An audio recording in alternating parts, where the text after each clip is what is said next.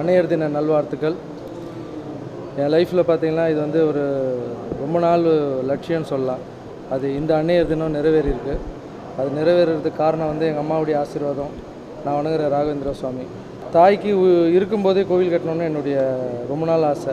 நிறைய பேர் கூட கேட்டாங்க, இருக்கும்போது எதுக்கு கோவில் கட்டுறீங்கன்னு. தான் புள்ள வந்து தனக்கு கோவில் கட்டியிருக்கான்னு எங்கள் அம்மா பார்த்து சந்தோஷப்படணும். அம்மா இறந்துறப்புறம் காசியில் போய் செலவு பண்ணி நம்ம அஸ்தி கரைக்கிறது, அப்புறம் அம்மா இறந்த அப்புறம் அவங்கள நினச்சி அழுவுறது, படையல் படைக்கிறதுங்கிறத விட இருக்கும்போது அம்மாவை சந்தோஷமாக வச்சுக்கணும்னு ஆசைப்பட்டேன். ஏன்னா என்னுடைய லைஃப்பில் வந்து நான் இப்போது சின்ன வயசில் எனக்கு பிரெயின் டியூமர் வந்து என்னை அப்படியே விட்டுருந்தாங்கன்னா நான் இந்த அளவுக்கு இப்போ வந்து இந்த அளவுக்கு சாதிச்சிருக்க முடியாது. அதுக்கெல்லாம் காரணம் எங்கள் அம்மாவுடைய கஷ்டம்தான்.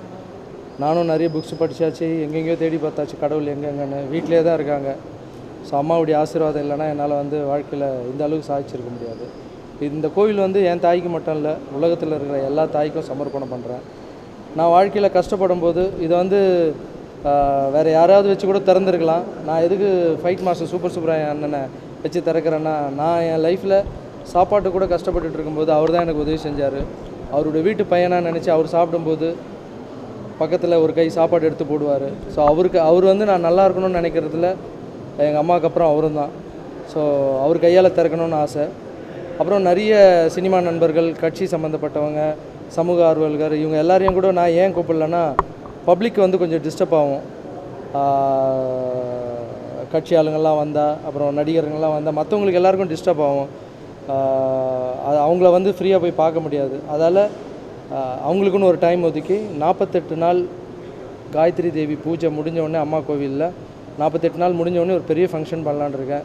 அதில் சினிமாவுக்கு சம்மந்தப்பட்ட என்னுடைய நண்பர்கள், கட்சி சம்மந்தப்பட்டவங்க, சமூக ஆர்வலர்கள், மற்றவங்க எல்லாரையும் பிரித்து ஒரு ஃபங்க்ஷன் பண்ணலான்னு இருக்கேன். இந்த ஃபங்க்ஷனில் வந்து மீடியா ஆட்கள் நீங்கள் எல்லாருமே கலந்துக்கிட்டு எனக்கு ரொம்ப ரொம்ப சந்தோஷம். ஏதோ என்னால் முடிஞ்ச உதவி வந்து சின்ன சின்ன உதவி விவசாயிகளுக்கு செஞ்சுட்டு வரேன். அது உங்களுக்கு எல்லாருக்கும் தெரியும்.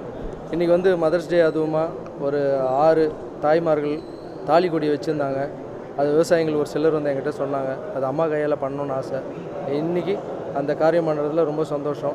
அது மட்டும் இல்லாமல் ஒரு 1000 தாய்மார்களுக்கு, பெரியவங்களுக்கு ஒரு 1000 பேருக்கு ஒரு புடவை அம்மா கையால் கொடுக்கணுன்னு ஆசை. ஏதோ என்னால் முடிஞ்ச ஒரு சின்ன உதவி. பொங்கல், தீபாவளிலாம் நம்ம எப்படி கொண்டாடுறோமோ அடுத்த வருஷத்துலேருந்து மதர்ஸ் டே கூட ரொம்ப சந்தோஷமாக கொண்டாடணும்னு ஆசை. ஃப்யூச்சரில் பார்த்திங்கன்னா நம்ம காலம் முடிகிறதுக்குள்ளே எந்த மதுரையும் எத்தனை போய் அனாதாசிரமத்தில் விடாமல் இருக்கணும்னு ஒரு சின்ன முயற்சி. இதை பார்த்து ஒரு 10 பேராக திருந்தினா நல்லாயிருக்கும். தேங்க்யூ.